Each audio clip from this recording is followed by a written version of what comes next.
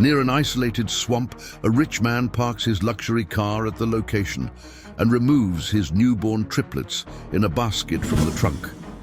The man, in his expensive suit, reaches the edge of the murky waters and with frightening coldness and calculated movements, pushes the basket into the middle of the swamp and flees immediately, believing that nature would do the work he didn't have the courage to complete with his own hands. The three newborn babies cry desperately as hungry crocodiles emerge from the depths, attracted by the infantile screams. It is then that an attentive horse hears the fragile cries and, when it sees what is happening, as a huge crocodile approaches. To make a fatal strike, the horse immediately stops its route and makes the riskiest decision of its life. Before we begin, if you, like us, love animals, subscribe now to the channel so you don't miss any exciting stories. Thanks. Now, let's get back to our story. The bayou exhaled an acrid smell of decaying vegetation mixed with the damp aroma of mud that stretched for miles. In the dark, almost still waters, only occasional bubbles rising to the surface betrayed the life teeming in the depths. It was a place forgotten by the world, where the heavy silence was broken only by the distant croaking of frogs and the dull thud of something large moving beneath the water. Amidst this desolate landscape, a wicker basket bobbed gently on the surface, carried by an almost imperceptible current. The contrast was shocking. Three tiny bodies dressed in vibrant red stood out against the darkness of the environment, like drops of life in a hopeless world. The babies cried with an intensity that seemed to echo throughout the bayou, their desperate screams cutting the air like sharp blades. The first of the triplets, though only a few days old, showed surprising determination. His clenched fists flailed in the air as if fighting against invisible forces. Beside him, the second baby cried with a heart-wrenching melancholy, while the third seemed to observe the world around him with large, curious eyes, as if trying to comprehend the incomprehensible. The wicker basket, once a simple household object, had now become a fragile vessel navigating treacherous waters.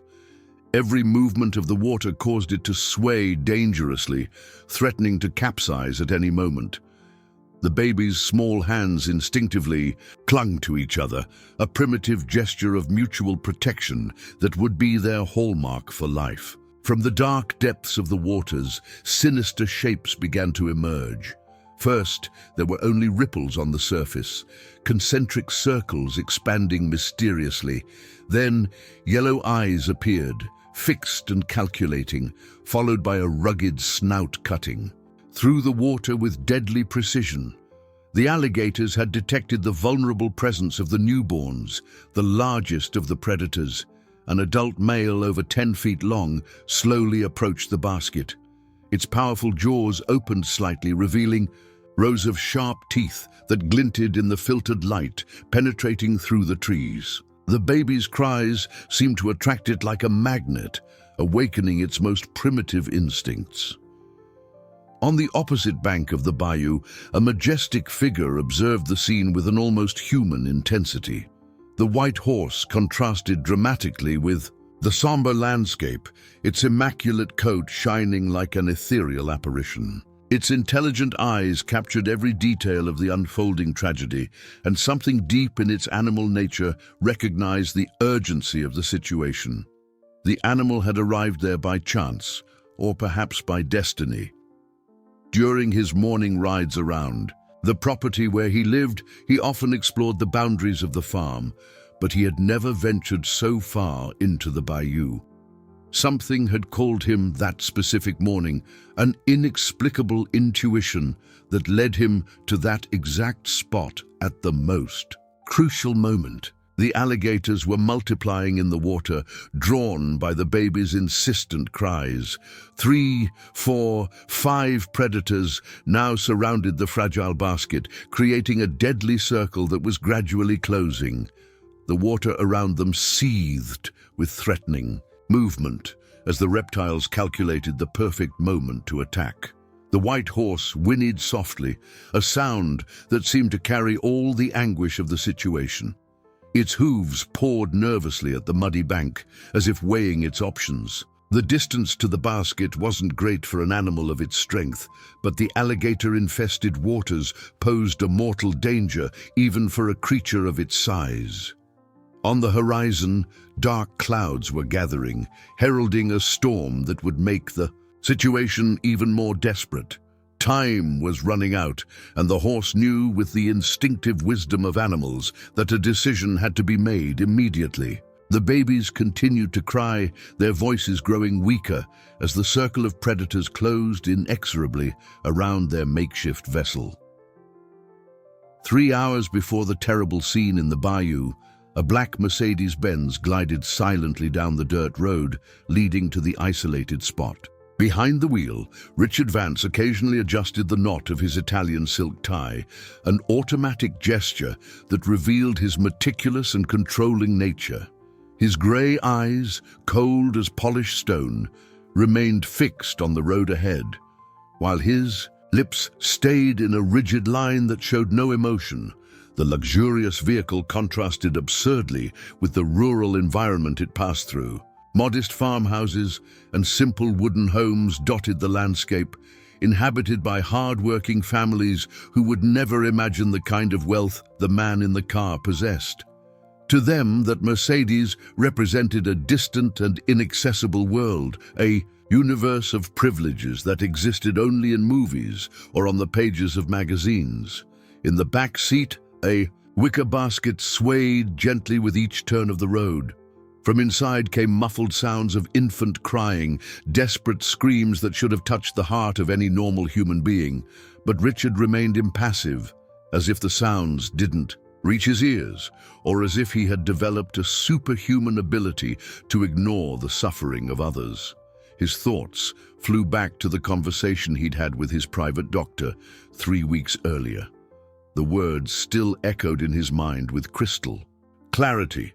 Mr. Vance, the triplets were born healthy, but genetic tests revealed a rare condition.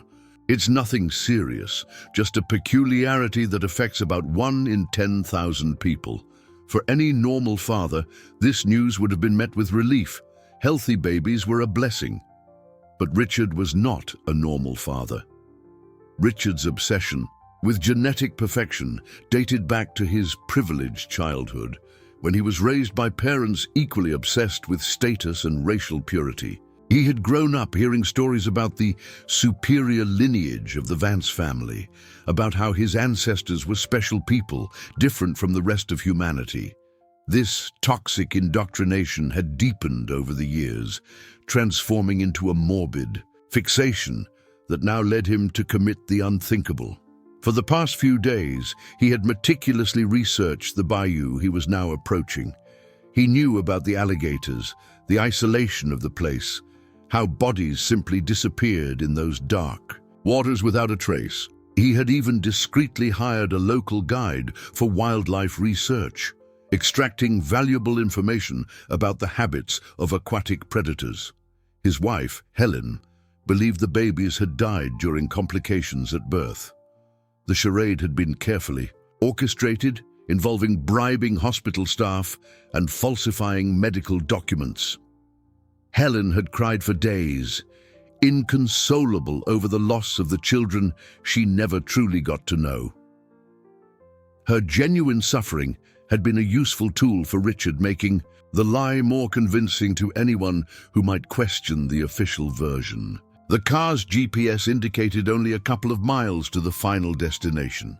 Richard took a deep breath, mentally preparing himself for what he was about to do. He felt no remorse, only a cold determination to protect what he considered the integrity of his family lineage. To him, those babies represented a contamination that needed to be eliminated before it could spread. The cries from the back seat intensified, as if the triplets sensed the approaching danger. Richard turned up the radio volume, letting classical music drown out the disturbing sounds. Mozart always calmed him, reminding him of his refined upbringing and his cultural superiority over the ignorant masses. Finally, the car reached its destination. Richard parked near the edge of the bayou, at a strategic point he had chosen after a prior reconnaissance of the area. The place was perfect. Isolated, no witnesses, and with direct access to the waters where the alligators made their lairs. He turned off the engine and remained motionless for a few moments, listening only to the sound of the wild nature that would soon complete his macabre plan. His fingers drummed nervously on the steering wheel as he watched the dark waters through the windshield.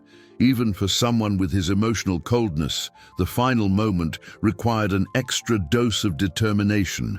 But Richard Vance hadn't come this far to hesitate. Richard got out of the car with calculated, precise movements, as if executing a routine business transaction.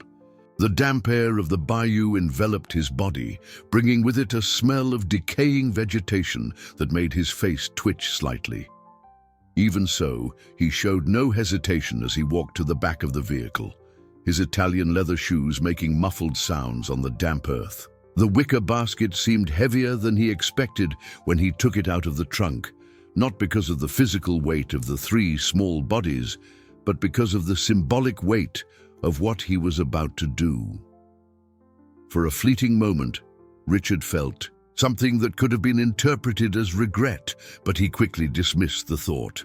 Men like him did not have the luxury of emotional weakness. The triplets were crying more intensely now, as if they sensed the imminent danger. Their small, reddened faces contrasted with the red outfits Helen had chosen with such care weeks before. She had spent hours in the most expensive stores in the city, selecting each piece with the love of an expectant mother. Now, those same clothes became makeshift shrouds for children she believed were already dead. Richard walked to the waters, edged with firm steps, completely ignoring the sounds of despair emanating from the basket. His mind was focused on the logistics of the operation, the correct angle to push the basket, the ideal distance from the bank, the time needed for nature to complete the work he had begun. Everything had been planned with the same meticulousness he applied to his multi-million-dollar businesses.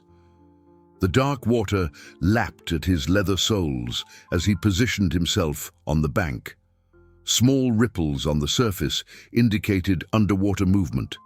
The alligators had already detected his presence. Richard smiled coldly, satisfied with his plan's efficiency. Nature would be his silent accomplice, eliminating any evidence of his crime. For an instant, he looked directly at the babies in the basket. The first triplet stared back at him with large, dark eyes, an expression of pure innocence that should have touched his heart. But Richard saw only imperfection, only the genetic blemish that threatened to contaminate his perfect lineage. To him, these were not his children. They were obstacles that needed to be removed. With a brusque, definitive movement, he pushed the basket into the water. The wicker floated for a few seconds before finding its balance on the surface. The baby's cries intensified, echoing through the bayou like a lament that seemed to make nature itself recoil in horror. Birds flew, startled from their perches, and small animals scurried to hide among the vegetation. Richard remained on the bank for a few moments, observing his work with scientific satisfaction. The basket was slowly drifting away from the bank, carried by an almost imperceptible current that guided it towards the center of the bayou, exactly as he had calculated. In a few minutes, the alligators would investigate the strange sound, and nature would take its inevitable course. He wiped his hands on the silk handkerchief he kept in his suit jacket pocket, a symbolic gesture of purification that made him feel renewed. The weight he had carried for weeks had finally been lifted from his shoulders.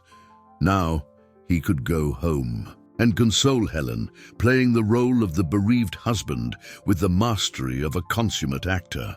As he walked back to the car, Richard was already planning his next steps. He would need to make a generous donation to a children's charity, an action that would strengthen his public image and deflect any suspicion. Perhaps he would even establish a foundation in memory of his lost children, a monument to his own generosity that would erase any doubt about his character. The Mercedes engine purred softly as he turned the ignition. Through the rearview mirror, he could still see the basket floating on the dark waters, but the baby's cries no longer reached his ears. It was as if the bayou had swallowed not only his children, but also any evidence of his own lost humanity. Richard drove back down the dirt road with the same calmness with which he had come, already mentally rehearsing the words he would say to Helen when he got home. The white horse watched. The man in the suit depart, its intelligent eyes registering every detail of the scene it had just witnessed. Even as an animal, there was something profoundly disturbing about that human's behavior. The coldness with which he had abandoned the vulnerable little beings in the dangerous waters defied all the instinctive understanding the horse had about protecting and caring for young. Star, as he was affectionately called by his owners, had developed a special sensitivity over the years to detect suffering. It was a skill that had been refined through painful experiences. He himself had been rescued when he was just an abandoned foal, and since then, his life had been dedicated to helping other injured animals that arrived at the farm where he lived. The alligators approached the basket with slow, calculated movements, their powerful tails propelling them through the dark water.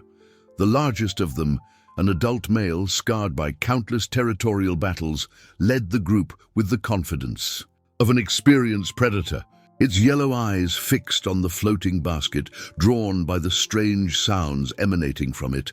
Star knew well the danger the alligators represented.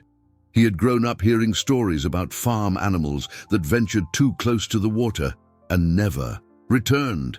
His owner Joe had always warned him about the aquatic predators, explaining that they were ancient, relentless creatures, governed only by the instinct for survival. But something stronger than fear began to build in the white horse's chest. A steely determination that came from a deep place in his animal soul, a protective urge that could not be ignored or suppressed. The baby's cries seemed to echo within him, awakening ancestral memories of protecting young and innocent life. With a loud, powerful whinny that echoed through the bayou, Star plunged into the water.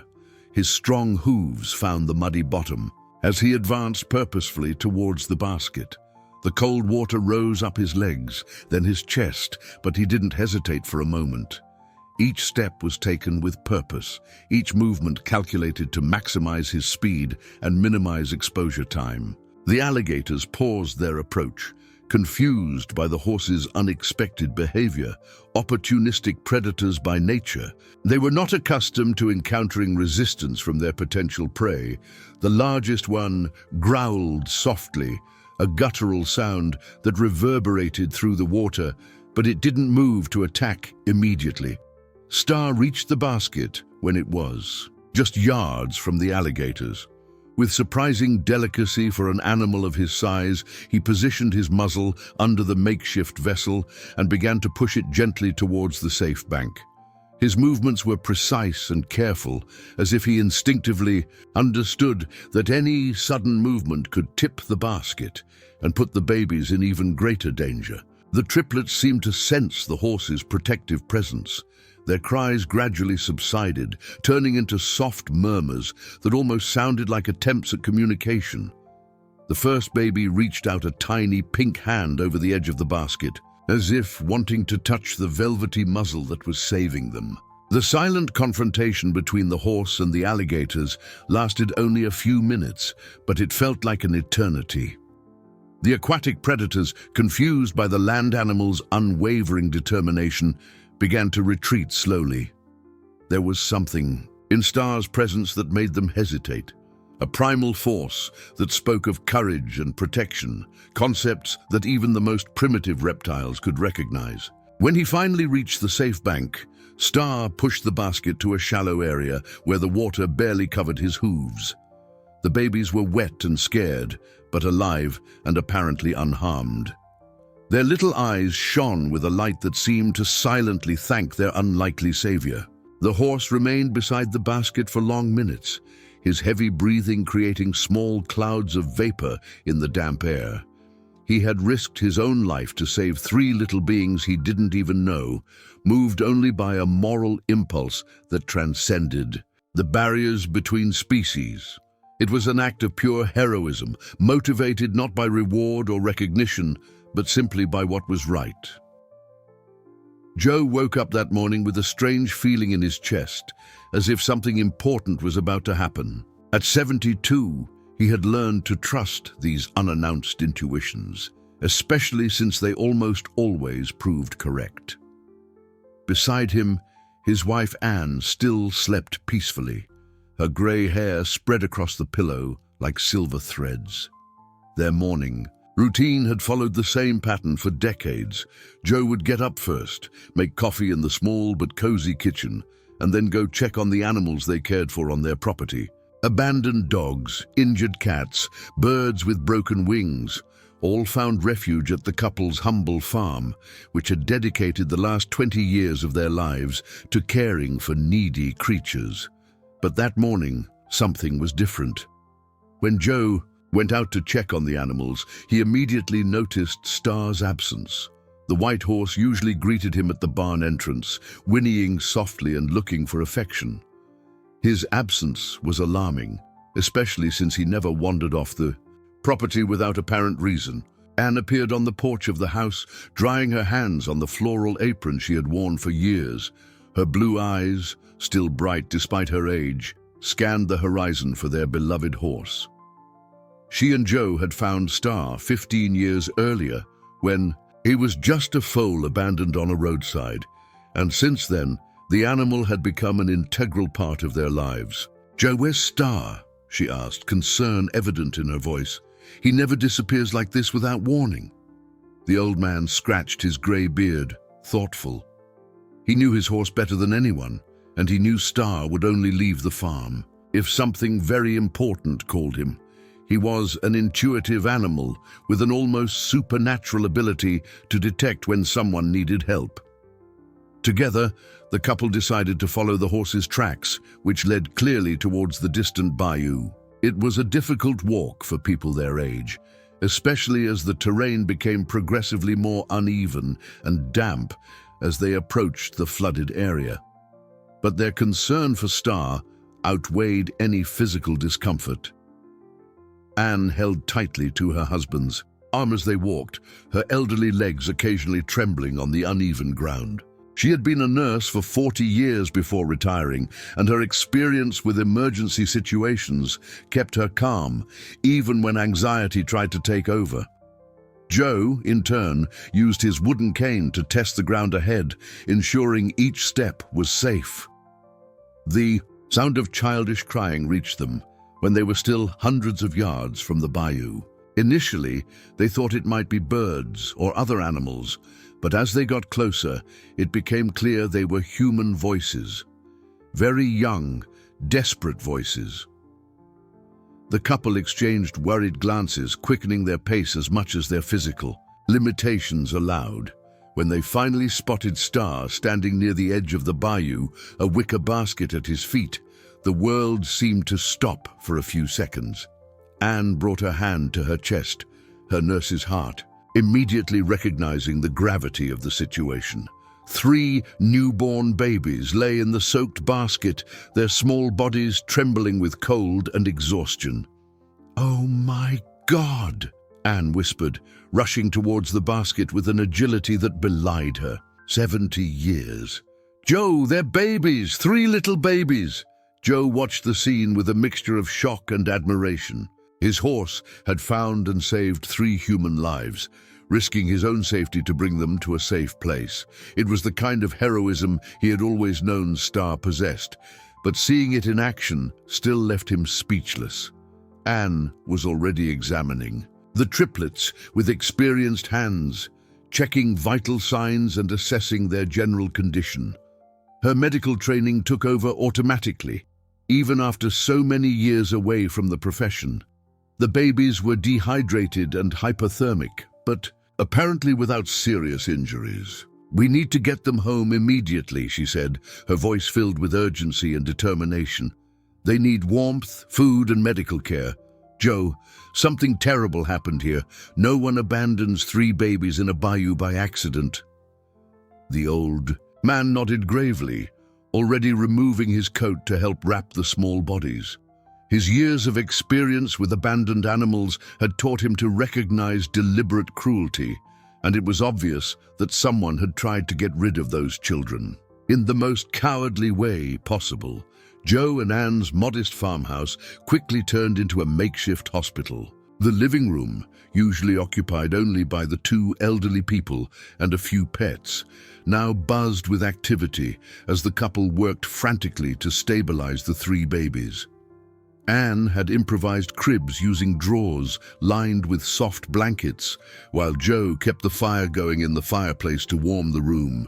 Anne's experience as a nurse proved invaluable in those first critical moments. Her hands, though trembling with age, still remembered the basic procedures of infant care. She checked each baby's body temperature, examined their airways, and assessed their level of dehydration with the precision of an experienced professional. "Joe, I need you to go into town and buy baby formula, diapers, and clothes for newborns," she said, never taking her eyes off the triplets.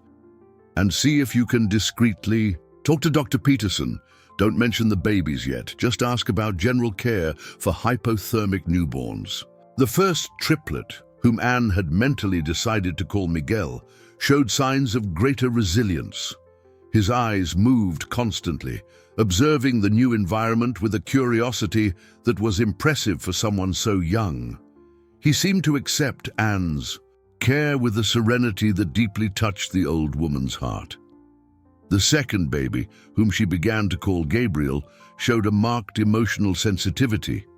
He cried whenever he felt alone, but calmed down instantly when he sensed human presence nearby. Anne noticed that he responded especially well to the sound of her voice, as if finding comfort in the affectionate words she constantly murmured.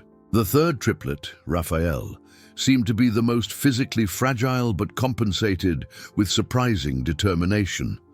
He clung tightly to Anne's finger whenever she touched him, as if wanting to ensure he wouldn't be abandoned again. His large eyes seemed to carry an ancient wisdom, as if he already understood he had been through something terrible.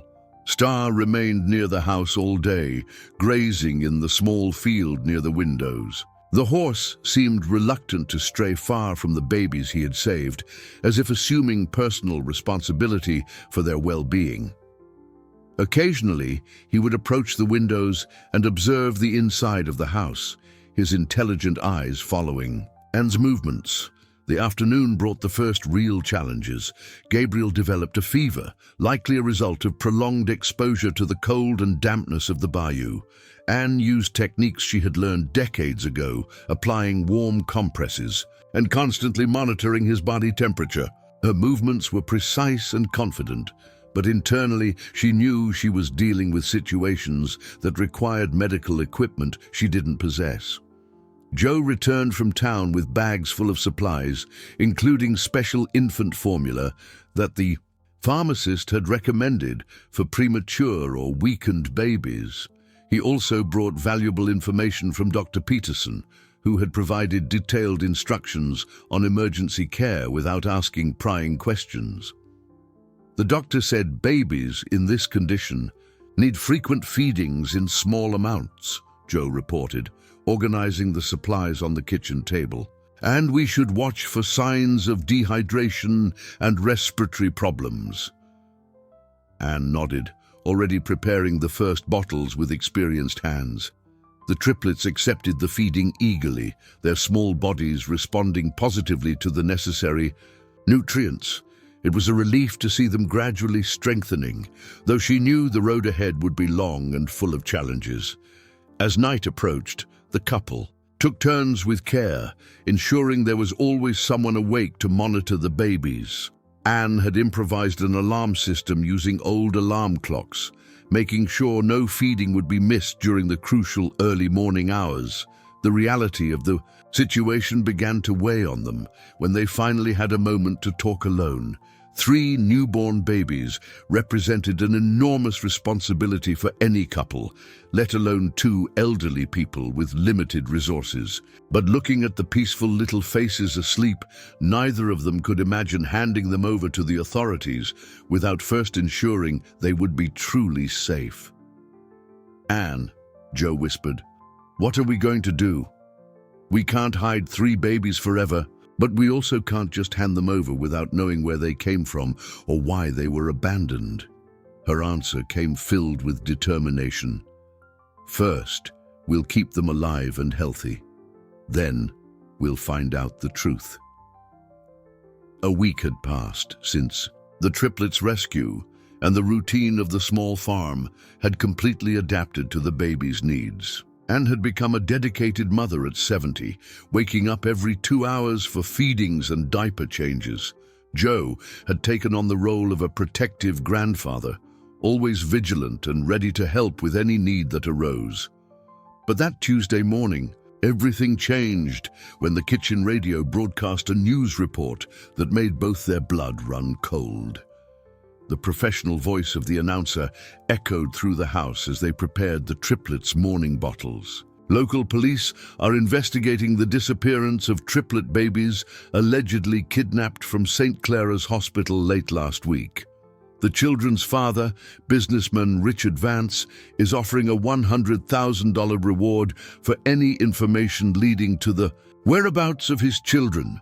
Anne dropped the baby bottle on the floor, the liquid spreading across the tiles as she brought a trembling hand to her chest.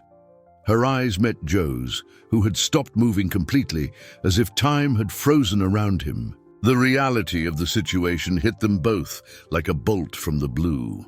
"Joe," she whispered, "do you think that our babies are—" He didn't need to answer. Both knew the coincidence was impossible to ignore. 3 triplets, the corresponding age, the perfect timing.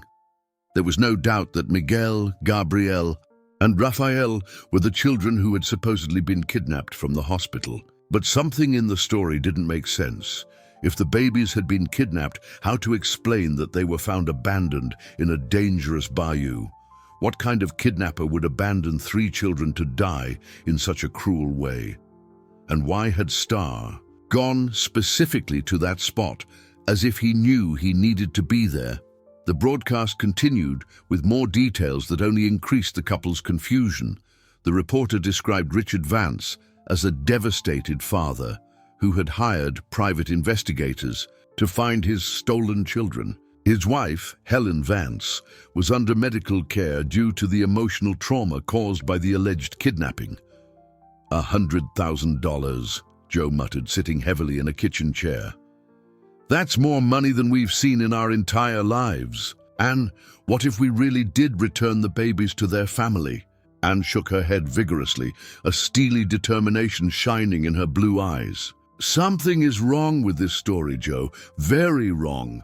No one abandons 3 babies in an alligator-infested bayou by accident. What if this rich man is lying? What if he was the one who abandoned the children?" The idea was too terrible to consider, but it made a disturbing kind of sense. A man with enough resources to offer a $100,000 reward would certainly have the means to make the babies disappear permanently. And what better way to deflect suspicion than to pose as the victim of a kidnapping? At that moment, the triplets' cries echoed through the house, as if they sensed the tension hanging in the air. Anne rushed to attend to them, her maternal instinct temporarily overriding her mental confusion. When she picked up Miguel, the baby calmed immediately, his little eyes gazing at her with an absolute trust that broke her heart. "Look at them. Joe," she said, her voice thick with emotion. "Look how they trust us. How can we be sure they'll be safe if we return them? What if we're handing them over to the same person who tried to kill them?" Joe approached and observed the 3 babies, now all awake and looking at them with serene expressions. In just 1 week, those little children had become part of their lives in a way he had never imagined possible.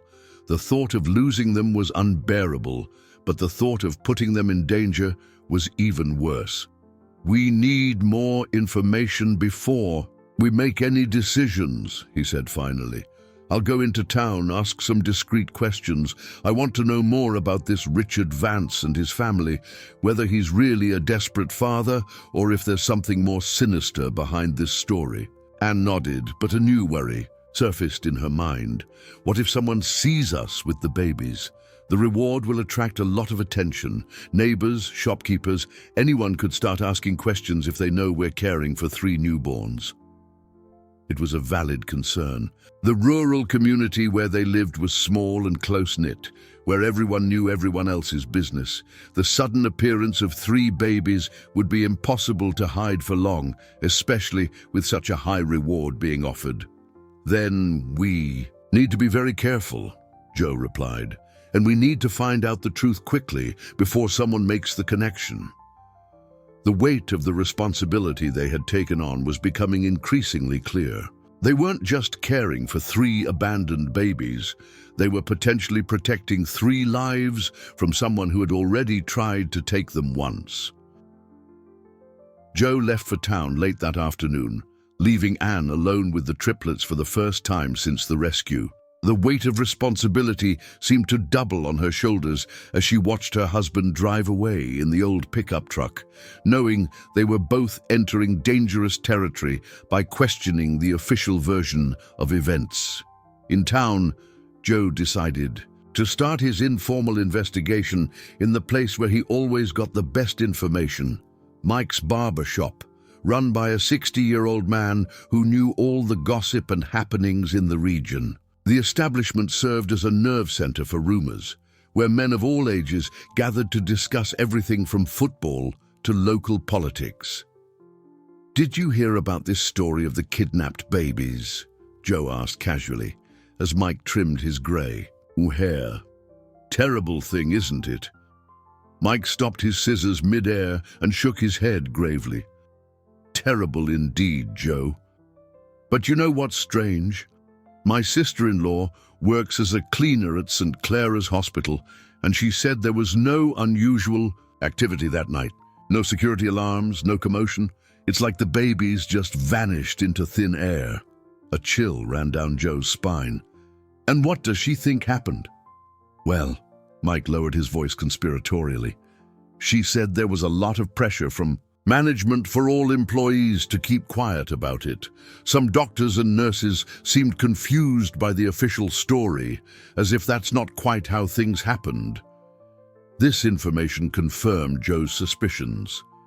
If there was no evidence of an actual kidnapping, then someone was lying about the facts. And the person with the most power to manipulate the narrative was Richard Vance, with his wealth and influence. Meanwhile, back at the farm, Anne faced her own challenges. Gabriel had developed a skin rash that worried her, and she had to decide whether to risk taking him to a doctor or try to treat the problem at home. Every decision now carried the weight of potential consequences, knowing that any public exposure could put all their lives at risk. Star remained near the house, as if sensing the tension in the air. The horse had developed an even more pronounced protective behavior, strategically positioning himself to watch the access road to the property. His acute senses picked up any unusual movement or sound, and Anne had learned to interpret his warning signals. Back in town, Joe decided to visit the pharmacy where he'd bought the baby supplies. The pharmacist, Rosie, was known for her discretion and kind heart, as well as being one of the most well-informed people in town on health and family matters. "Rosie," he said carefully, "this story about the kidnapped babies got me thinking. Do you know the Vance family?" The middle-aged woman frowned and looked around to make sure they were alone. "I know them by name and reputation, Joe. Richard Vance is a very wealthy and powerful man, but—" She hesitated, as if weighing her words. "But what?" Joe encouraged. "Well, there are rumors about him. Nothing concrete, you understand? But some people say he's obsessed with perfection, especially when it comes to family and lineage. My cousin worked at their house as a maid years ago, and she said he was very demanding about, how can I put it, about the quality of the people around him. Joe felt a shiver run down his spine. What kind of demands? She said he made strange comments about genetics, about how some people were superior to others. He even fired employees for reasons that made no sense, as if they weren't suitable to work in his house. These revelations painted a disturbing picture of Richard Vance. A man obsessed with genetic perfection would certainly be capable of rejecting children he considered imperfect in some way. But would he be capable of abandoning them to die? When Joe returned home at dusk, he found Anne visibly tense. She had spent the day alternating between caring for the babies and watching the road, imagining investigators or other people arriving to take them away. "I found out some worrying things," Joe reported, telling her about his conversations in town. "It seems there was no real kidnapping, and Richard Vance has an unhealthy obsession with genetic perfection." Anne nodded, her suspicions confirmed. "Joe, I need to tell you something. While you were out, I observed the babies more closely. Raphael has a small birthmark behind his ear, and Gabriel's toes are slightly curved. They're tiny details, which any normal father would just consider unique characteristics. But for someone obsessed with perfection," Joe completed the thought. "Exactly. And there's more. I found a damp piece of paper in Miguel's clothes. I managed to dry it and read a few words. It seems to be part of a medical document mentioning rare genetic condition, benign."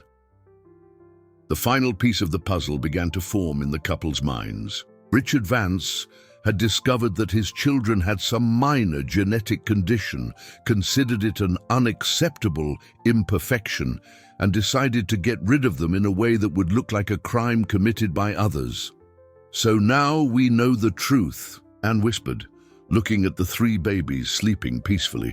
"But knowing the truth and being able to prove it are completely different things. And in the meantime, we have 3 precious lives depending on us." The reality of their situation had never seemed so complex and dangerous. 3 days after Joe's discoveries in town, the tranquility of the farm was shattered by the unexpected arrival of 2 men in dark suits driving a black sedan. Anne spotted them from the kitchen window as she prepared the afternoon bottles, and her heart immediately pounded. There was something professionally menacing about the way they observed the property. "Joe," she called urgently, "we have company."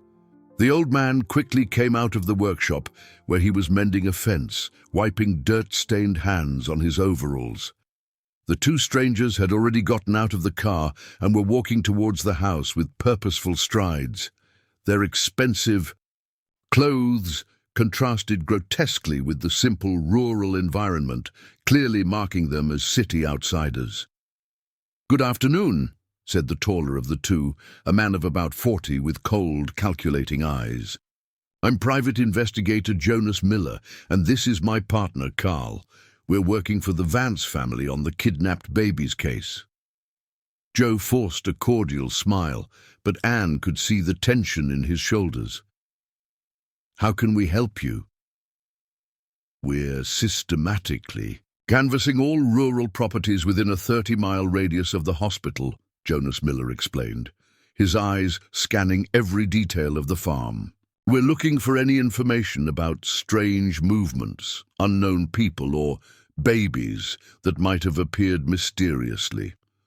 Carl, the second investigator, was younger and seemed less experienced, but he compensated with a poorly disguised aggressiveness. "Have you seen anything suspicious in the last week? Strange cars, people you don't know, noises during the night?" Anne felt her mouth go completely dry. From the next room, she could hear the soft murmurs of the triplets waking from their afternoon nap. If they started crying right then, how would she explain the presence of 3 babies in her house? "No, we haven't seen anything strange," Joe replied, keeping his voice firm. "We've lived here for decades and know all our neighbors. Anything out of the ordinary would catch our attention immediately." Jonas Miller didn't seem convinced. His eyes continued to scan every corner of the property as if searching for invisible evidence. "And this white horse? Is it yours?"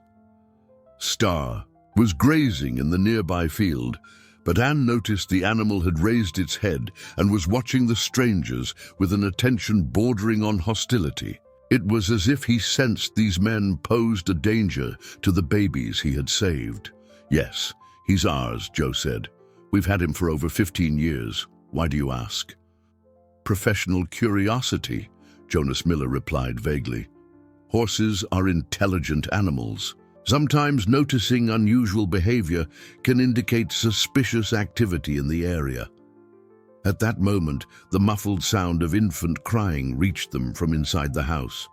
Anne felt her blood run cold, but she quickly improvised an explanation. "Oh, that must be the television," she said with a forced laugh. "I was watching a soap opera before you arrived.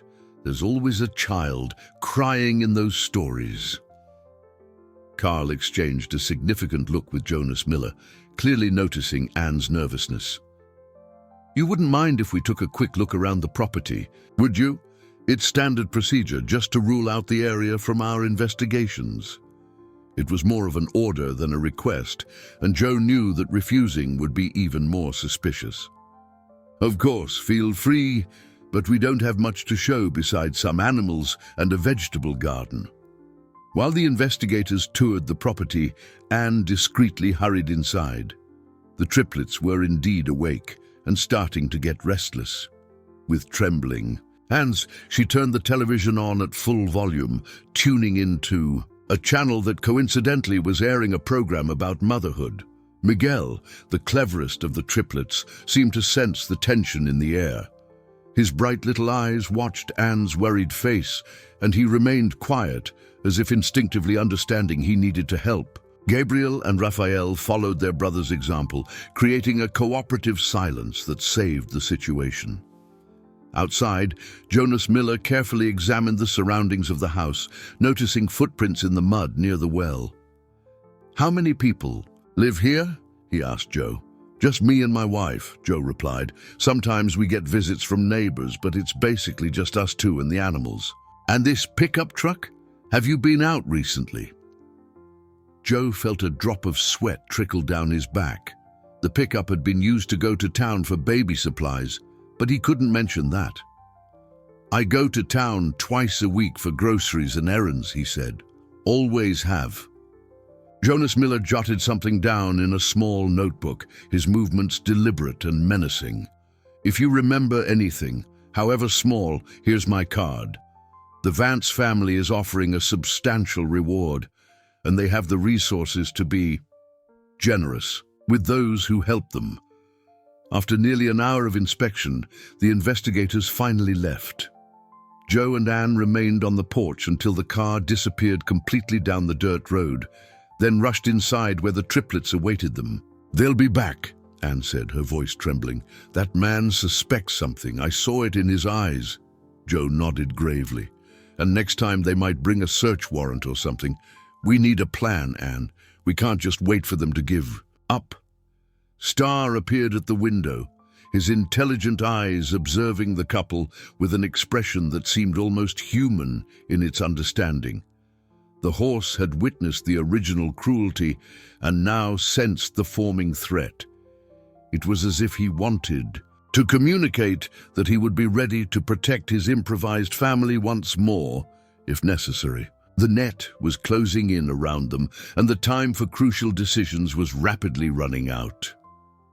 In the Vance mansion, located in the city's most exclusive neighborhood, Helen paced nervously through the empty corridors like a tormented ghost. 2 weeks had passed since Richard had told her about the triplets' death, and she still couldn't accept the loss. Something deep in her maternal instinct refused to believe her children were truly dead. The 35-year-old woman had been kept sedated for the first few days after receiving the news, under the care of a private doctor Richard had hired. But now, with a clearer mind, she began to notice disturbing inconsistencies in the version of events her husband had presented. Why were there no bodies to bury? Why had the hospital been so evasive when she tried to get details about what exactly had happened? And most importantly, why did Richard seem more relieved than devastated by the supposed loss of their children? That afternoon, while Richard was in business meetings, Helen decided to search his private study for documents related to the babies. It was forbidden territory. Richard had always made it clear his study was private, but desperation drove her to break this sacred rule. Among piles of contracts and financial documents, she found a folder labeled simply Family Project. Inside, she discovered detailed medical reports on the triplets, including references to a minor genetic condition that posed no health risk, but which had been highlighted in yellow. In the margins of the documents, Richard had made disturbing notes: unacceptable for the lineage, strategy rethink necessary, and definitive solution required. The words chilled Helen's blood. What kind of father would write such things about his own children? Continuing her search, she found records of payments to private investigators, but with dates that didn't make sense. The payments had begun before the alleged kidnapping, not after. Why would Richard hire investigators before any crime had been committed? The sound of the garage door opening alerted Helen to her husband's imminent return. Quickly, she photographed the most incriminating documents with her cell phone and put everything back in place, rushing to her room as if nothing had happened. During dinner, Helen observed Richard with new eyes. His usual coldness, which she had previously attributed to business stress, now seemed to have a more sinister tone. The way he avoided mentioning the babies, how he changed the subject whenever she expressed her grief, all of it took on a threatening meaning. "Richard," she said carefully, "I need to visit our children's grave. I need a place where I can properly say goodbye to them." The pause he took before answering was revealing. "Helen, dear, we've talked about this. The hospital, there were complications with the procedures. It's better to remember them as they were when they were alive." "But they barely had a chance to live," she insisted, studying his reaction. "I want to see the hospital documents. I want to talk to the doctors who were present. I have a right to know exactly what happened." Richard stood up abruptly from the table, his mask of composure momentarily slipping. "Helen, you're torturing yourself unnecessarily. What happened, happened. We need to move on." But Helen couldn't move on. That night, while Richard slept soundly, she snuck back into the study and examined more documents. What she found made her almost faint. Records of research on local wildlife, maps of the Bayou region, and even receipts for a wicker basket. The truth hit her like a punch to the gut. Richard hadn't lost their children in a medical accident or kidnapping. He had deliberately gotten rid of them, planning every detail with the coldness of a psychopath. Her own children, innocent babies, whose only crime was having a minor genetic peculiarity. Helen ran to the bathroom and vomited violently, her body physically rejecting the horrific discovery. The man she had married, the father of her children, was a monster disguised as a respectable businessman. But if Richard had disposed of the babies in the bayou, there was a possibility, however small, that they might still be alive. Helen clung to this hope like a drowning person clings to a life raft. The next morning, she announced to Richard that she was taking a trip to her sister's house in another city, claiming she needed time to recover from the trauma. He seemed relieved at the idea of her absence, which only confirmed her suspicions. Instead of going to her sister's, Helen drove directly to the Bayou region mentioned in Richard's documents. She didn't know exactly what she expected to find, but she knew she had to try. If there was a chance, however small, that her children were alive, she would find them. Driving along the rural roads leading to the bayou, Helen felt as if she were following a breadcrumb trail from a dark fairy tale. Each mile brought her closer to the truth that would change her life forever. She didn't know that, at that very moment, On a humble farm a few miles away, 3 babies slept peacefully under the loving care of an elderly couple who had risked everything to protect them. And that a white horse grazed outside, keeping a silent watch over the improvised family that fate had brought together. The convergence of good and evil forces was about to happen, and Helen would be the missing key to revealing the whole truth. Helen had spent 2 days driving the rural roads near the bayou, stopping at every farm and house to ask discreet questions about babies or suspicious activity. Her hopes dwindled with each door she knocked on, each confused look from local residents who had no information to offer. It was late Thursday afternoon when she spotted a white horse grazing in a field near the road. Something about the animal's majesty made her stop the car and observe him more closely.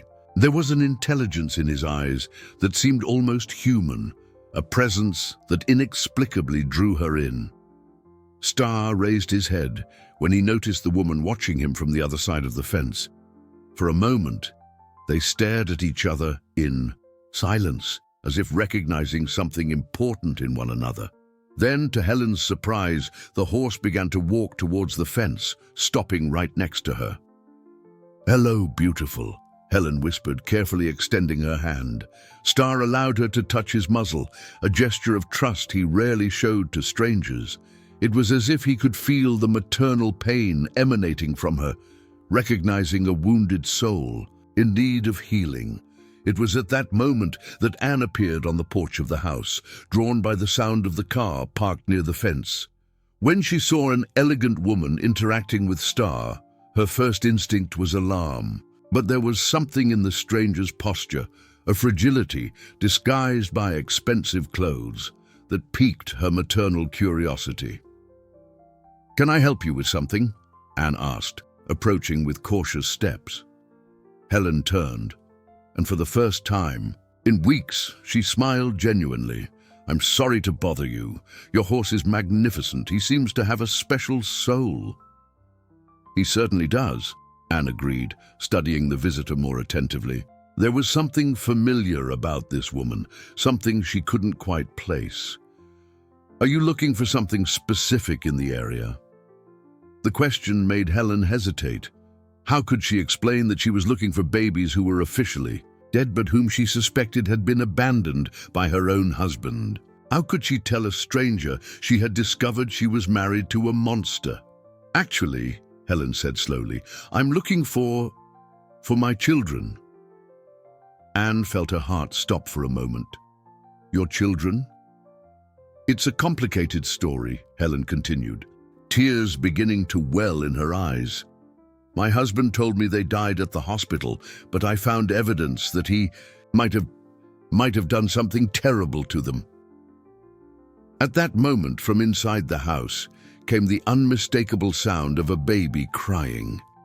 Helen froze completely, her eyes widening as she processed what she had just heard. Anne turned pale, realizing that her answer in the next few seconds would determine the fate of them all. "How many children?" Anne asked softly. "Triplets," Helen whispered, her voice barely audible. "3 boys." The world seemed to stop around the 2 women. Star remained between them, as if serving as a bridge between 2 halves of a tragic story. In finally coming together, the horse seemed to understand the magnitude of the moment, standing still and solemn. "You're Helen Vance," Anne said, not as a question, but as a statement. Helen nodded, tears now streaming freely down her face. "How do you know my name?" "Because we've been caring for your children for the past 2 weeks, Anne replied, her own voice breaking with emotion. "Star saved them from a bayou full of alligators, where someone had abandoned them to die." The shock of the revelation made Helen lean against the fence for support. Her children were alive. Not just alive, but mere feet away from her, under the care of people who had risked everything to protect them. Can I see them?" she asked, barely able to form the words. Anne looked towards the house, then at Helen, carefully weighing her decision. All the protective instincts she had developed over the past weeks screamed at her to be cautious. But looking into the eyes of that desperate mother, she saw only genuine love and a pain that mirrored her own. "Joe!" she called to her husband, who quickly appeared from the workshop. "We have a very special visitor." When Joe saw Helen, he immediately understood who she was. The investigators had shown her photographs during their visit, but the woman before him was very different from the elegant socialite in the photos. She was clearly devastated, desperate, and genuinely concerned for her children. "Do you know the truth about your husband?" Joe asked directly. Helen nodded vigorously. "I know he abandoned my babies in the bayou. I know he lied about everything. And I know you saved them when I didn't even know they were still alive." The trio headed towards the house in reverent silence, followed by Star, who seemed to want to witness the reunion he had made possible. On the porch, Helen paused for a moment, emotionally preparing herself to see the children she believed she had lost forever. When Anne opened the door and led her to the room where the triplets rested, Helen felt her legs weaken. There they were, Miguel, Gabriel, and Raphael, healthy and adorable, sleeping peacefully in makeshift cribs. "My babies," she whispered, falling to her knees beside the cribs. "My precious boys." The triplets seemed to sense their biological mother's presence, stirring gently in their sleep. It was as if a primitive and powerful force connected them, a bond that not even Richard's cruelty had managed to break. At that moment, watching Helen reunite with her children while Anne and Joe watched with tears in their eyes, and with Star observing through the window, they all knew they had found not just a solution to the dilemma they faced, but a new, extended family united by love and the determination to protect the innocent. The discovery that Helen had disappeared from the mansion sent Richard Vance into a state of controlled panic. He knew his wife was smarter than she let on, and her prolonged absence, coinciding with the investigations into the babies, couldn't be mere coincidence. Something had aroused her suspicions. Richard immediately activated his private investigators, ordering them to track Helen's every move. When they discovered she had been in the bayou region, asking questions about babies and suspicious activity, he knew his carefully constructed charade was crumbling. "Find her before she does something stupid," he ordered Jonas Miller over the phone, his voice laced with a coldness that sent a chill down the investigator's spine. "And if she's with any children, bring her to me immediately." Meanwhile, at Joe and Anne's farm, a crisis meeting was underway. Helen had spent the previous night caring for the triplets, rediscovering the maternal bond she thought she had lost forever. But everyone knew Richard wouldn't give up easily, and that he would soon arrive looking for her. "I need to tell the authorities everything," Helen said, cradling Miguel in her arms. "I have the evidence, the documents that prove Richard planned all of this. I can't let him continue pretending to be a victim when he's the monster." Joe shook his head, concerned. Helen, you know your husband better than we do. He has power, influence, money. Will the local authorities believe a wife's word against such a respected man in the community?" It was a valid concern. Richard had carefully built his reputation over the years, making generous donations to the local police, maintaining close relationships with important officials. His word would carry considerable weight against any accusation. "Then what do we do?" Helen asked, desperation evident in her voice. "I can't just run away with the children. He has the resources to find us anywhere, and you..." She looked at Joe and Anne with gratitude and concern. "You've already risked so much for us." Anne stepped closer and gently touched Helen's shoulder. "Dear, don't worry about us. We've cared for abandoned children before, and we always find a way to protect them. But you're right about one thing. We need a plan that exposes the truth, in a way Richard can't deny or manipulate." It was then that Star appeared at the window, whinnying softly as if to get their attention. The horse was agitated, moving nervously and looking repeatedly towards the access road to the property.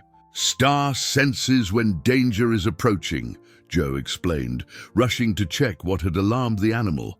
"He warned us about the investigators last time." Through the trees, they could see dust rising on the distant road. Several cars were rapidly approaching the farm. Richard had found Helen, and he wasn't coming alone. "It's him," Helen whispered, recognizing the black Mercedes leading the convoy. "Richard brought the investigators and probably more people. He won't take no for an answer." Panic gripped the group for a few seconds, but then Anne took control with the determination of an experienced emergency nurse. "Joe, get the phone and call the police. Tell them there are armed intruders on the property threatening a family. Helen, you stay with the babies in the back room and lock the door." "But what if they don't get here in time?" Helen asked, protectively hugging the triplets. "Then we'll do whatever it takes to protect these children," Anne replied with a steely determination that surprised everyone. Star didn't save them from the alligators just for them to be handed over to the real predator now. The car stopped in front of the house with a show of force clearly planned to intimidate. Richard emerged from the Mercedes, accompanied by Jonas Miller and 3 other men who looked like private security. His posture was that of someone accustomed to getting what he wanted through power and intimidation. "Helen!" he yelled towards the house. "I know you're in there. Stop this madness and come home immediately." Joe stepped out onto the porch, deliberately placing himself between Richard and the front door. His advanced age did nothing to diminish his determination to protect the family he had adopted. "This is private property," he said in a firm voice. "You're not welcome here." Richard smiled coldly, a smile that didn't reach his calculating eyes. "I've come for my wife, who is clearly in a state of mental confusion due to the trauma of losing our children. And if you're hiding children here, that constitutes kidnapping. The only children here are the ones we saved from a monster who abandoned them to die," Joe retorted, his courage surprising even Anne. Richard's mask of civility finally dropped completely. His eyes turned as cold as ice, and his voice took on a threatening tone that revealed his true nature. "You foolish old people," he said, signaling for his men to approach. "You have no idea who you're dealing with. I'll get back what's mine, and you'll learn that some people are untouchable in this society." But then the sound of police sirens began to echo in the distance, growing louder with each second. Joe had managed to make the call, and help was on its way. The final confrontation was about to begin, and everyone knew the next few minutes would determine the fate of 3 innocent lives. The police sirens became deafening as 3 squad cars pulled onto the property, kicking up a cloud of dust that enveloped the scene. Sheriff Thompson, an experienced man in his 50s who knew the area well, stepped out of the first car, his hand near his weapon, quickly assessing the tense situation unfolding before him. Richard Vance immediately tried to reassume his mask of respectability, straightening his suit and forcing a political smile he used at social events. "Sheriff Thompson, good to see you. There's been a misunderstanding here.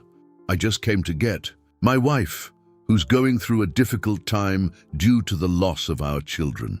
But the sheriff had received a very different account of the situation. Joe had described armed men invading his property and threatening a family with small children. The discrepancy between the 2 versions immediately piqued his professional attention. "Mr. Vance," the sheriff said carefully, "I understand your family has recently been through a tragedy, but we received a call about trespassing and threats. I need to understand exactly what's happening here." It was at that moment Helen appeared at the door of the house, carrying Miguel in her arms while Anne held Gabriel and Raphael. The sight of the 3 babies alive and healthy made the sheriff stop completely, his brain processing the implications of what he was seeing. "Sheriff," Helen said in a firm voice. "I need to report my husband for attempted murder. These are our children, whom he abandoned in an alligator-infested bayou to die. He lied to me, to the hospital, to everyone, saying they had died at birth." The silence that followed was broken only by the sound of the wind in the trees and Star's nervous whinny as he watched the scene from a safe distance. Richard visibly paled, his mask of control finally beginning to crack under the pressure of public exposure. "Helen, you're clearly in shock," he attempted, but his voice no longer carried its former authority. "These babies, there must be some explanation." "The explanation is in the documents I found in your study," Helen interrupted, pulling photographs of the papers from her pocket. Maps of the bayou, research on alligators, receipts for a wicker basket, and your notes on the unacceptability of our children's genetic condition. The sheriff examined the photographs with growing horror. As an experienced officer, he had seen many crimes, but the calculated coldness of this plan shocked him deeply. "Mr. Vance, I'm going to need you to come with me for questioning. And everyone present will need to give a statement." Richard tried one last desperate gamble. "Sheriff, you've known me for years. I'm a respected businessman, a pillar of the community. This is clearly an attempt at extortion or blackmail. My wife is mentally unstable, and these people," he pointed to Joe and Anne, "clearly kidnapped babies and are trying to invent a story to justify their crimes." But Joe stepped forward, his simple dignity contrasting with Richard's poorly disguised desperation. "Sheriff, we have a witness who can confirm everything Helen is saying." "What witness?" the sheriff asked. "Star," Joe said, pointing to the white horse. "He saw Richard abandon the babies, and he's the one who saved them. I know it might sound strange, but animals don't lie, Sheriff. Bring Richard closer to the babies and observe Star's reaction." The sheriff considered the unusual request, but there was something in the elderly couple's sincerity that convinced him. He motioned for Richard to approach the babies, carefully observing both the man and the horse. When Richard neared the triplets, Star reacted immediately. The horse whinnied loudly and agitatedly, pawing the ground and clearly demonstrating hostility.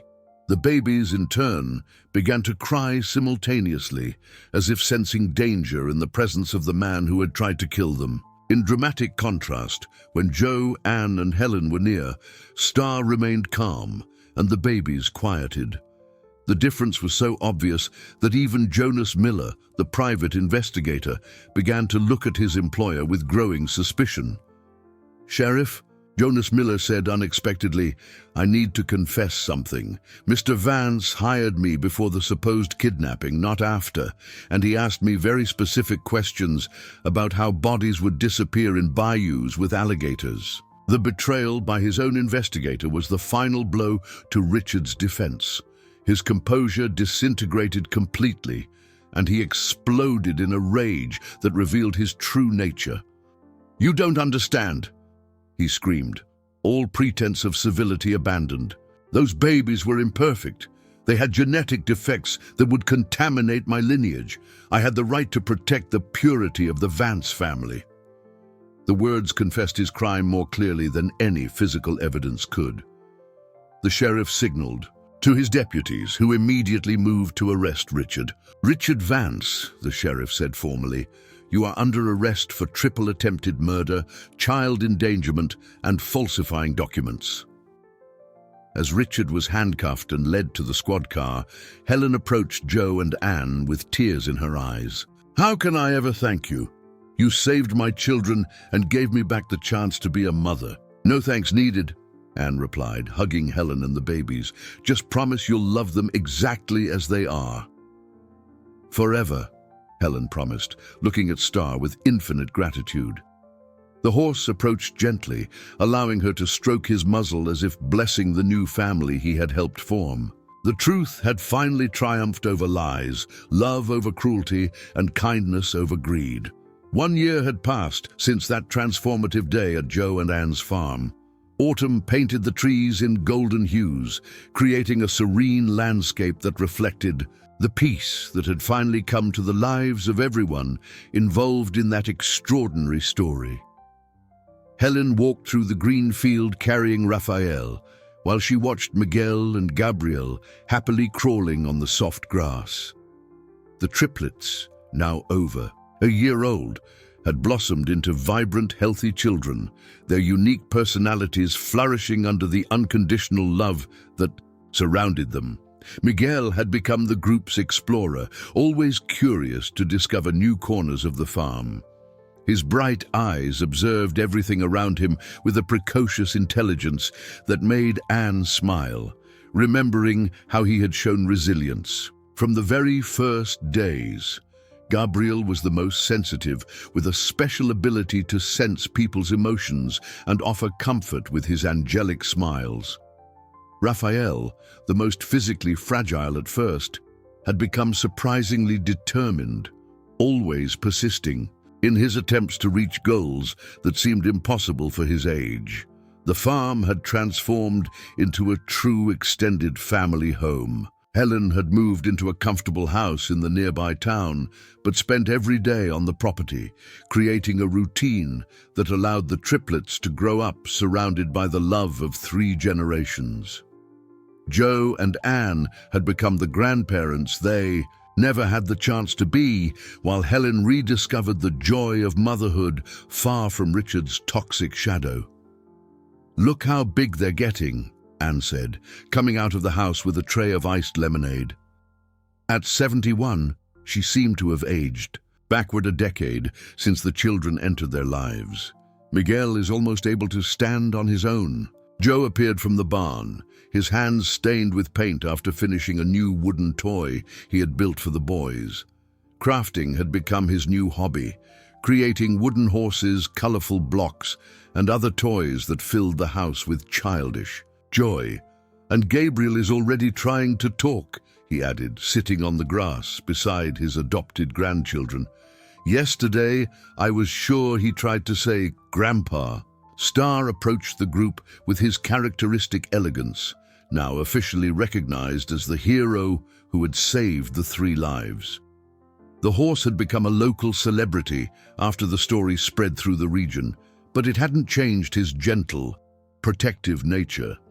He maintained a daily routine of checking on the babies, as if assuming a personal and permanent responsibility for their well-being. The triplets reacted to Star's presence with a joy that touched everyone's hearts.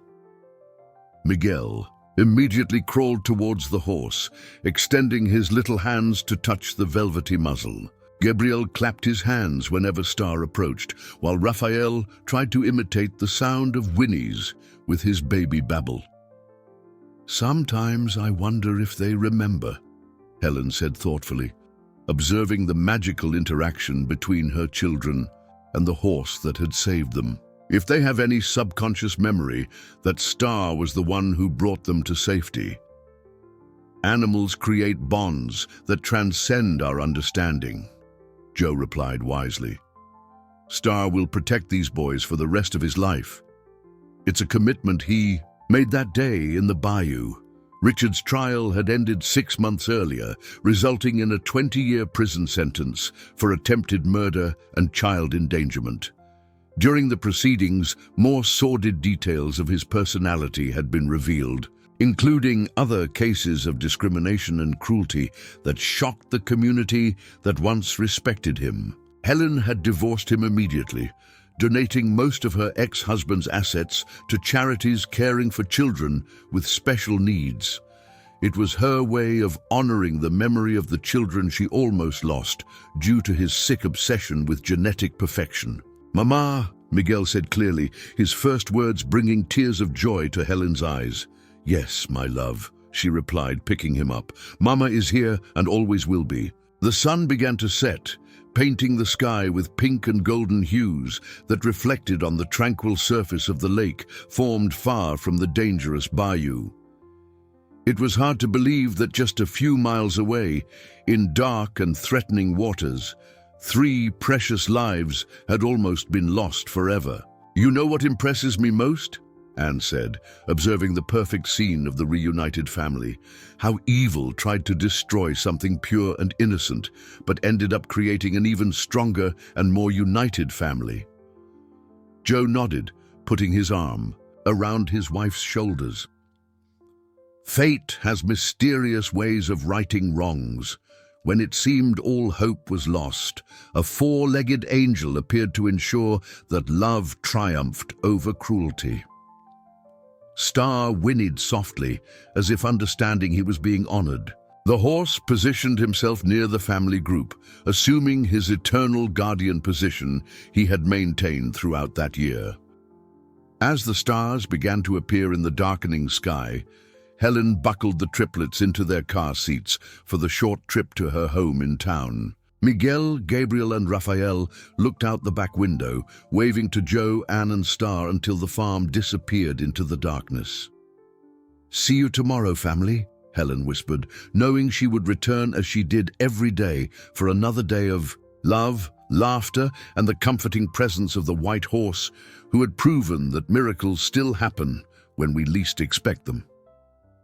Back at the farm, Star grazed peacefully under the light of the full moon, his eyes occasionally turning towards the road where the family had departed. Tomorrow would be a new day, and he would be there, as always, protecting those whom fate had placed under his care.